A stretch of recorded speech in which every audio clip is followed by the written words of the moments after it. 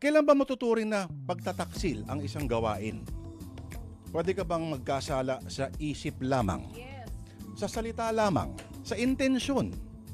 O kailangan bang magkaroon muna ng pisikal na kaganapan para ito ay matawag na kasalanan laban sa kasintahan o sa asawa? Tama si Chacha, ang tawag dyan micro-cheating. Oo.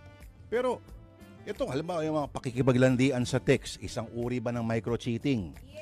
Yes daw. Halimbawa, sa hindi mo naman kasintahan o asawa, kung palitan lang naman ng mga malalagit na paramdam. Cheating din daw yan.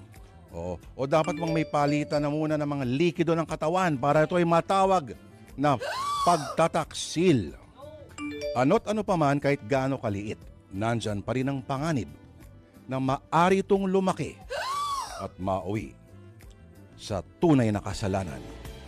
Ganyan kasi ang karanasan ni Mia at ang asawa niyang si Patrick. Nalihim pa lang nakikipag-usap sa ibang babae sa pamamagitan ng social media. Kumbaga, modernong kasangkapan para sa lumang kasalanan.